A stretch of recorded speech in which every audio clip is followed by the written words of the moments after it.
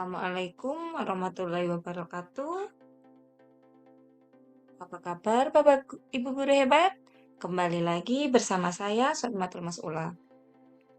Pada video kali ini saya akan membahas tutorial aplikasi raport kelas 5 sekolah dasar, yaitu pada kurikulum Merdeka.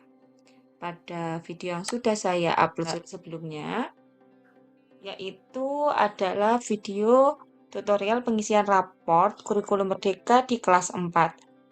Nah, untuk tahun ajaran ini yaitu 2023-2024, kelas 2 dan kelas 5 juga sudah menggunakan kurikulum Merdeka. Jadi pada video ini saya akan berbagi tutorial pengisian raport untuk kelas 5 SD. Langsung saja. Nah, saya menggunakan aplikasi yang sama, yaitu aplikasi yang dibuat oleh Ibu Ayu Chandra Astari yang saya gunakan di kelas 4. Nah, jadi untuk di kelas 5 sebetulnya itu sama saja Bapak Ibu, hanya perbedaannya yaitu untuk kelas 5 itu adalah fase C dan juga pastinya tujuan pembelajaran serta lingkup materinya akan berbeda. Isi dari aplikasi raport ini mulai data sekolah, data siswa, intrakurikuler, ekstrakurikuler, TP, lingkup materi, kemudian ada penilaian ekstrakurikuler, asesmen formatif, sumatif, nilai akhir, serta sampel raport, raport mutasi, dan buku induk. Untuk pertama, langsung saja ke data sekolah. Di data sekolah, Bapak Ibu bisa mengisikan data tentang sekolah Bapak Ibu di kolom yang berwarna putih ini. Mulai dari nama sekolah, NPSN, NSS, alamat sekolah, kode pos, desa, kecamatan, kabupaten, provinsi, dan data lainnya Bapak Ibu. Untuk kelas 5 ini adalah fase C, yaitu di semester 1 tahun ajaran 2023-2024. Dan tanggal raport ini saya buat saja di tanggal 20 Desember 2023. Nah, di aplikasi ini ada dua tombol, yaitu tombol rumah ini yang berwarna biru, yaitu adalah tombol untuk kembali ke halaman awal, dan untuk tombol panah yang berwarna merah, tombol merah ini yaitu kembali ke halaman sebelumnya. Nah, setelah data sekolah terisi, Bapak Ibu bisa kembali lagi ke halaman utama, yaitu Bapak Ibu bisa mengisi data siswa. Nah, pada data siswa, Bapak Ibu bisa mengisikan data peserta didik Bapak Ibu semuanya, mulai dari nomor induk sekolah, NISN, dan juga data yang lainnya. Alamat peserta didik, data orang tua, dan juga wali peserta didik. Kemudian jika di-scroll ke kanan terus, Bapak Ibu, ini ada kolom kehadiran. Nah, jadi dalam satu semester ini, yaitu peserta didik Bapak Ibu sakit izin dan tanpa keterangannya ada berapa kali. Bapak Ibu bisa merekapnya di absen Bapak Ibu masing-masing. Nah, misal untuk siswa pertama ini saya buat untuk sakitnya ada 2, izinnya ada 1 ya Bapak Ibu. Untuk siswa kedua saya tuliskan izinnya 2 saja Bapak Ibu. Baik. Kemudian untuk saran-saran yaitu catatan wali kelas, Bapak Ibu bisa menuliskannya setelah Bapak Ibu mengisi seluruh dari aplikasi ini. Jadi Bapak Ibu bisa mengetahui capaian dari masing-masing peserta didik. Bapak Ibu selanjutnya bisa menuliskan saran-saran untuk peserta didik Bapak Ibu tersebut. Langsung kita kembali. Setelah mengisi data siswa, lanjut ke mata pelajaran intrakurikuler. Nah, pada mata pelajaran intrakurikuler, Bapak Ibu bisa menuliskan yaitu mata pelajaran yang disajikan di kelas Bapak Ibu. Ini termasuk mata pelajaran muatan lokal ya Bapak Ibu ya. mulai dari pendidikan agama dan budi pekerti, pendidikan Pancasila, bahasa Indonesia, matematika, IPAS, PJOK, seni budaya, bahasa Inggris. Dan untuk muatan lokal di sekolah kami ada 2, yaitu bahasa Jawa dan bahasa Using. Nah, untuk kelas 5, 4, 5, dan 6 itu untuk muatan lokalnya ada 2 ini Bapak Ibu, yaitu bahasa Jawa dan bahasa Using. Jadi saya sudah menuliskan ada 10 muatan atau mata pelajaran intrakurikuler. Selanjutnya di mata pelajaran ekstrakurikuler. Nah, di ekstrakurikuler itu misalkan saya tuliskan di sekolah kami ada 3 program ekstrakurikuler, yaitu pramuka, bulu tangkis, dan bola voli. Bapak Ibu bisa menyesuaikannya dengan kondisi masing-masing sekolah Bapak Ibu. Misalkan di sekolah Bapak Ibu ada ekstrakurikuler tari, bisa dituliskan di sini, ekstrakurikuler menganyam ataupun yang lainnya Bapak Ibu bisa dituliskan di kolom yang berwarna putih ini. Lanjut, setelah ekstrakurikuler, langsung Bapak Ibu bisa menginput tujuan pembelajaran. Nah, tujuan pembelajaran mapel intrakurikuler yaitu tujuan pembelajaran untuk 1 semester Bapak Ibu. Tadi sudah ada 10 mata pelajaran intrakurikuler, mulai dari pendidikan agama sampai bahasa Using ya Bapak Ibu ya. Nah, jadi ini TP-nya sudah saya sesuaikan dengan modul ajar kelas 5 SD di kurikulum Merdeka. Bisa kita buka dulu yang pendidikan agama ya Bapak Ibu. Nah, di pendidikan agama dan budi pekerti ini ada 10 TP, tujuan pembelajaran. Bapak Ibu bisa menyesuaikannya sesuai dengan tujuan pembelajaran yang ada ya Bapak Ibu ya. Selanjutnya di pendidikan Pancasila. Di pendidikan Pancasila ini juga ada 10 tujuan pembelajaran. Jika kolom 11 sampai dengan 25 ini tidak tampak ya Bapak Ibu. Bapak Ibu bisa menyembunyikannya dengan cara Bapak Ibu blok di bagian ini sampai 25. Kemudian Bapak Ibu klik kanan. Bapak Ibu pilih hide. Nah, maka kolom tersebut akan secara otomatis tersembunyi ya Bapak Ibu ya. Lanjut, untuk selanjutnya pada tujuan pembelajaran bahasa Indonesia juga seperti itu Bapak Ibu. Nah, jadi ini semua sudah terisi dengan tujuan pembelajaran di masing-masing mapel intrakurikuler. Nah, selanjutnya yaitu lingkup materi. Sebelum ke lingkup materi, nah tujuan pembelajaran itu sendiri Bapak Ibu nanti ini akan terkait dengan asesmen formatif. Kemudian di lingkup materi akan terkait dengan asesmen sumatif. Nah, kita coba dulu ya Bapak Ibu di lingkup materi dulu. Nah, di lingkup materi ini adalah lingkup materi dari tiap mata pelajaran. Kita lihat dulu di mapel pendidikan agama dan budi pekerti. Nah, ini ada 5 lingkup materi. Kemudian di mapel pendidikan Pancasila ada 2 lingkup materi. Dan di mapel bahasa Indonesia ini juga sudah saya tuliskan, ini ada 4 lingkup materi. Kemudian selanjutnya kita kembali. Di sini ada penilaian ekstrakurikuler. Nah, pada bagian penilaian ekstrakurikuler ini sudah sesuai dengan ekstrakurikuler yang saya tuliskan tadi di awal. Ada 3 ekstrakurikuler, yaitu yang pertama pramuka, yang kedua bulu tangkis, dan yang ketiga adalah bola voli. Nah, untuk yang pramuka dan bulu tangkis ini sudah saya isikan Bapak Ibu. Nah, jadi ini tertulis pilihan ekstrakurikuler dan deskripsi ekstrakurikuler. Untuk deskripsinya ini juga ada contohnya Bapak Ibu. Contohnya yaitu Bapak Ibu tinggal mengarahkan saja di bagian merah ini. Nah, ini sudah muncul contoh untuk deskripsinya. Lanjut untuk pilihan ekstrakurikuler 3, Bapak Ibu tinggal memilih saja di sini.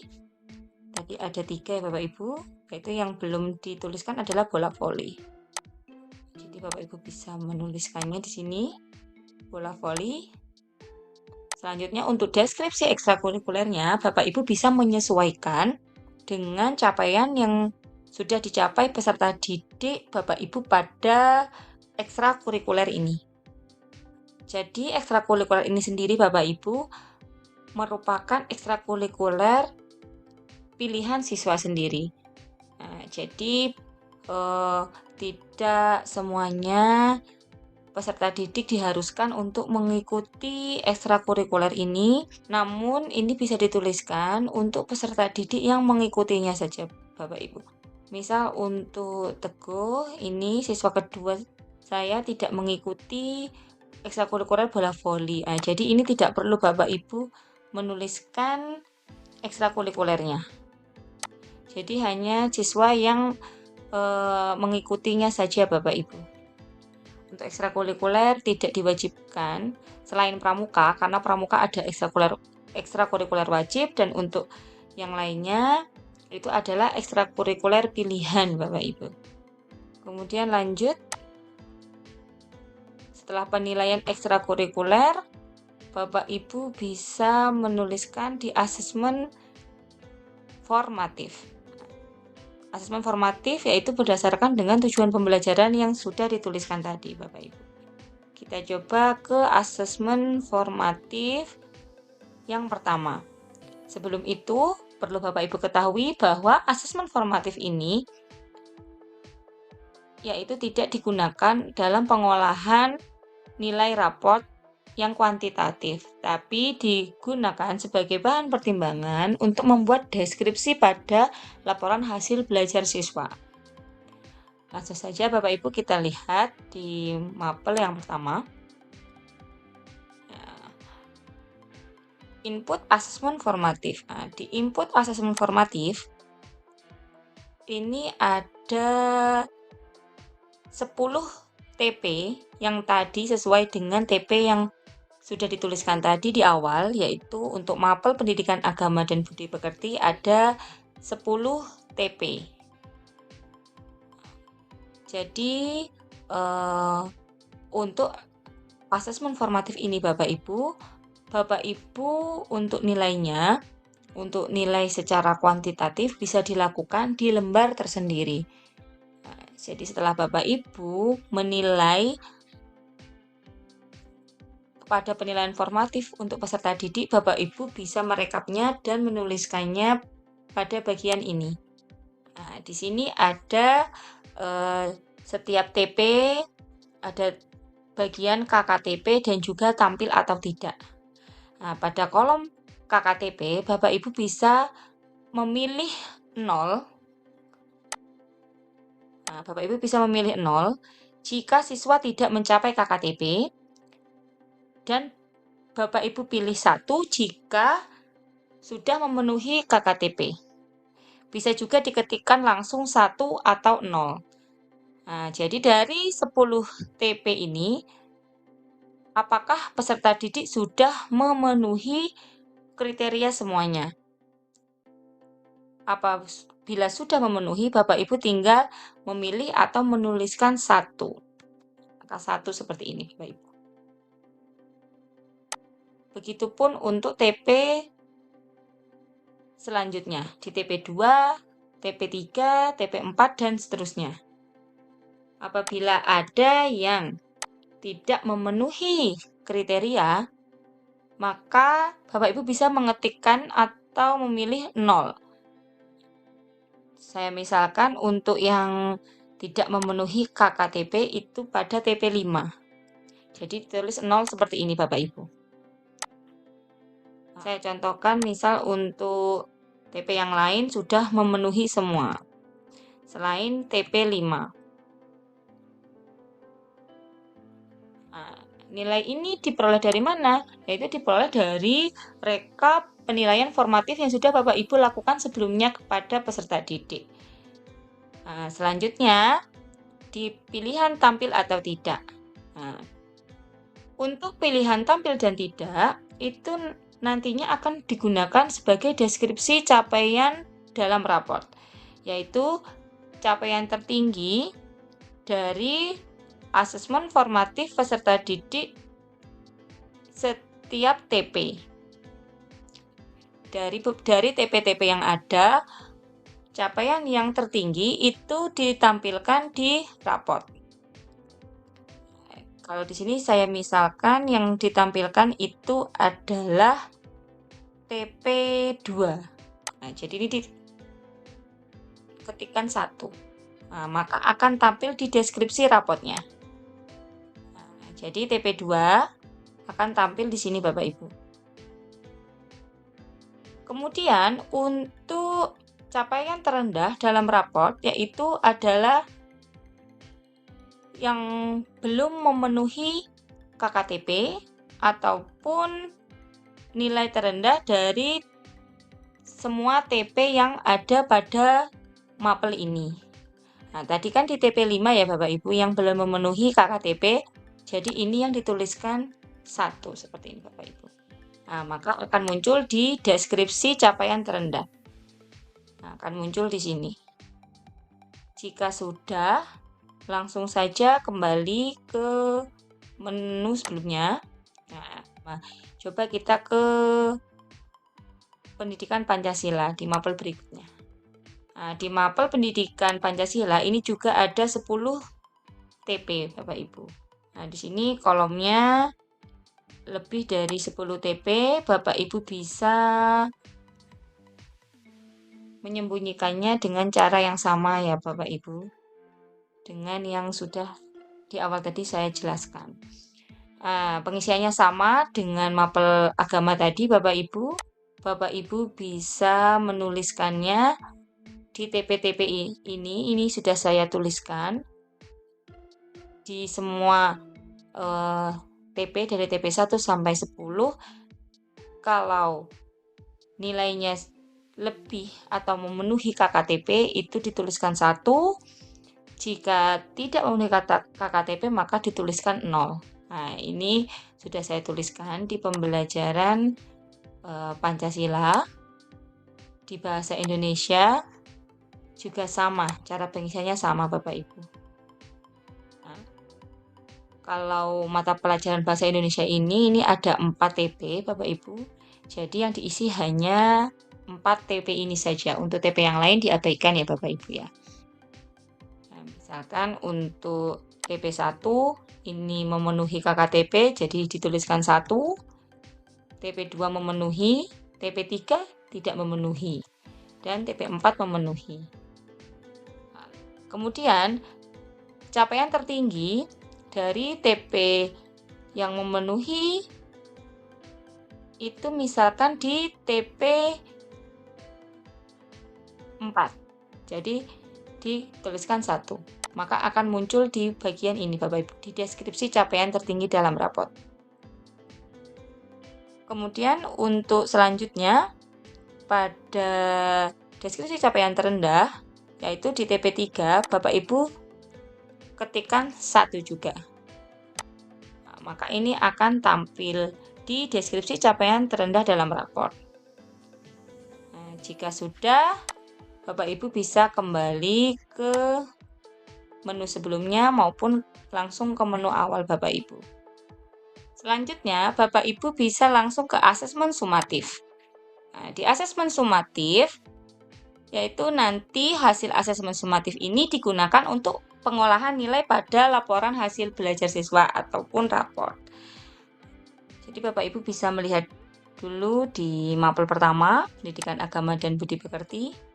Nah, di sini sudah saya tuliskan, Bapak Ibu ada contohnya di siswa kedua. Coba kita lihat di siswa yang pertama ya Bapak Ibu ya.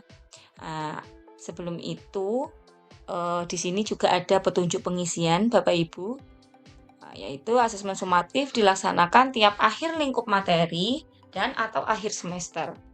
Nah, makanya ini ada nilai akhir sumatif lingkup materi dan nilai akhir sumatif akhir semester Bapak Ibu. Namun untuk sumatif akhir semester ini tidak wajib untuk dilakukan. Ini adalah kewenangan yang diserahkan pada sekolah. Apakah akan melaksanakan sumatif akhir semester atau tidak. Selanjutnya, Bapak Ibu bisa menuliskan nilai kuantitatif asesmen sumatif sesuai dengan lingkup materi pada mapel pendidikan agama dan budi pekerti. Nah, ini ada 5 lingkup materi, jadi yang kita isi hanya 5 lingkup materi ini saja. Untuk yang sumatif 6 dan 10 kita abaikan saja. Coba kita tuliskan ya Bapak Ibu ya. Untuk nilainya bisa kita tuliskan di sini.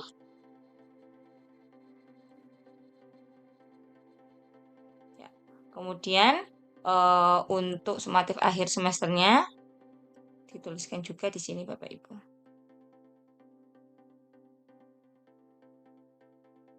Baik. Ini sudah dituliskan. Kemudian muncullah nilai raport. Nah, nilai raport ini nanti yang akan muncul pada bagian raport. Bapak Ibu, untuk asesmen sumatif ini tidak hanya tes tulis saja ya Bapak Ibu, bisa juga dilakukan dengan proyek, unjuk kerja, observasi, dan lain-lain. Selanjutnya, kembali ke menu sebelumnya. Di asesmen sumatif pada mapel kedua, pendidikan Pancasila, ini tadi ada 2 ya Bapak Ibu, ada 2 lingkup materi, jadi cukup 2 ini saja yang kita nilai Bapak Ibu. Nah, ini misalkan kita tuliskan seperti ini, kita nilai.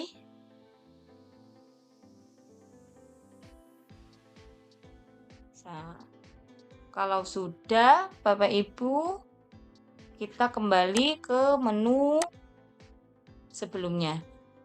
Nah, kita bisa melihatnya sama ya Bapak Ibu caranya. Di mapel bahasa Indonesia juga seperti itu Bapak Ibu. Untuk nilainya, adapun nilai ini adalah untuk simulasi saja ya Bapak Ibu ya. Lanjut, tadi asesmen formatif sudah, asesmen sumatif sudah, dan untuk nilainya sendiri, nilai kuantitatifnya itu ada di nilai akhir Bapak Ibu.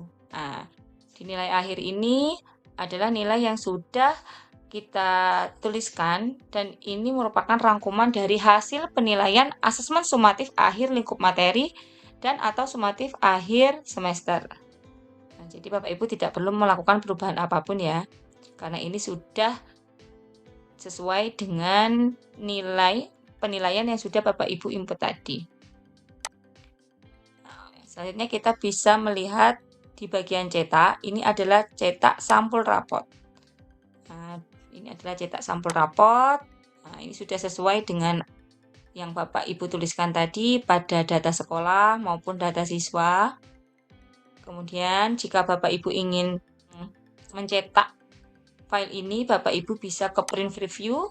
Ya, ini bisa Bapak Ibu sesuaikan dulu tata letaknya pada bagian back setup.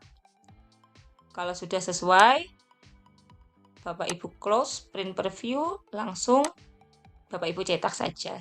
Seperti ini Bapak Ibu. Nah, untuk bagian ini adalah nomor absen peserta didik ya Bapak Ibu ya. Nomor urutnya, ini nomor urut 1. Ini di bagian atas, jika kita klik, maka ini akan semakin ke atas ya untuk nomor absennya. Kalau yang bawah, nanti nomor absennya semakin ke bawah seperti ini. Nah, lanjut ke menu utama di bagian raport. Nah, di bagian raport ini, nah inilah hasil dari yang sudah kita masukkan tadi Bapak Ibu di asesmen formatif dan sumatif. Pada asesmen sumatif, nah ini berupa nilai kuantitatif ya Bapak Ibu ya, berupa angka. Adapun untuk capaian kompetensi berupa deskripsi ini adalah sesuai dengan asesmen formatif. Nah, yang sudah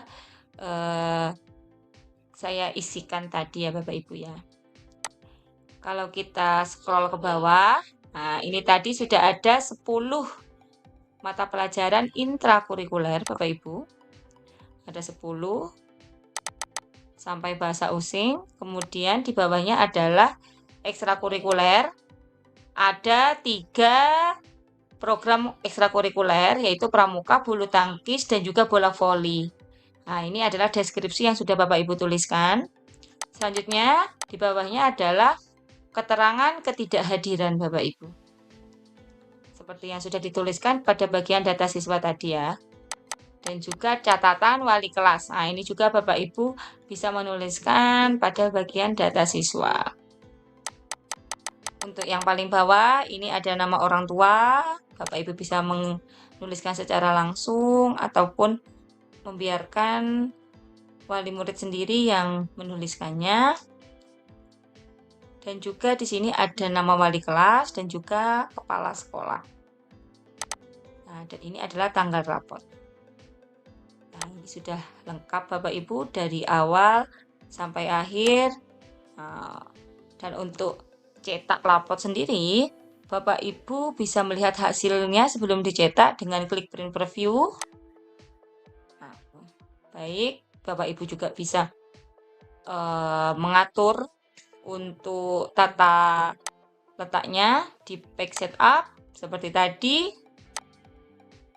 Setelah itu, untuk mencetaknya, Bapak Ibu bisa klik print out.